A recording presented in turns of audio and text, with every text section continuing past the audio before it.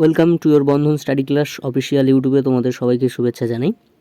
তোমরা যারা ক্যালকাটা ইউনিভার্সিটির আন্ডারে পড়ছো বিএ সিক্স সেমিস্টার, তোমাদের যাদের হিস্ট্রি ডিএসসি B2 আছে, তোমাদের আজ আমি একটি প্রশ্ন নিয়ে আলোচনা করে দেব, বা তোমরা কেউ বলেছো যে একটি প্রশ্ন আমাদেরকে কলেজ থেকে দিয়েছে, যে প্রজেক্টের আকারে লিখে আনতে বলেছে। সে প্রশ্নটা কেউ বলেছো যে অ্যান্সারটা নিয়ে যদি একটু ডিসকাস করে দিতেন খুবই ভালো হতো।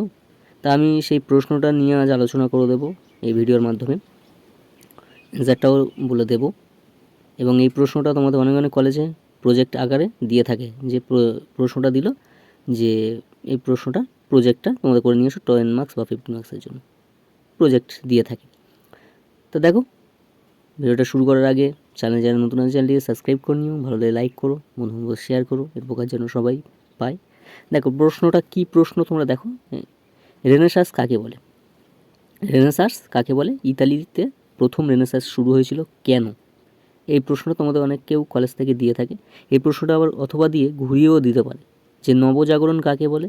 সর্বপ্রথম ইতালিতে কেন নবজাগরণের সূচনা হয়? এই প্রশ্নটা খুবই খুবই ইম্পর্টেন্ট, এবছর পরীক্ষায়ও তোমাদের আসতে পারে, কারণ প্রশ্নটা খুবই খুবই গুরুত্বপূর্ণ।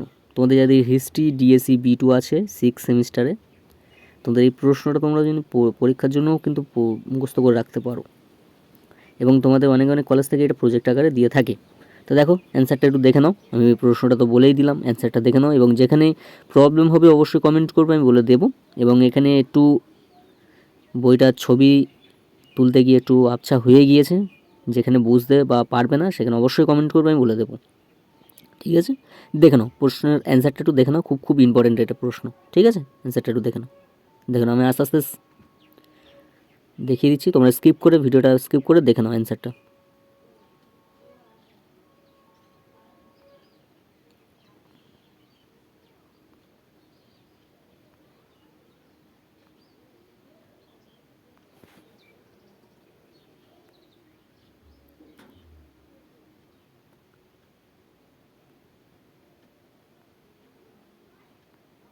পয়েন্ট অনুযায়ী লিখবে, প্রজেক্টও যদি দিয়ে থাকে এরকম পয়েন্ট অনুযায়ী লিখে দেবে। ঠিক আছে,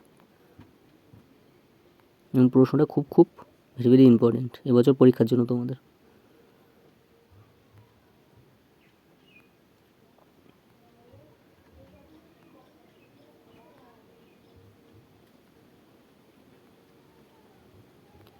এবং যেখানে প্রবলেম হবে অবশ্যই কমেন্ট করো, আমি বলে দেবো।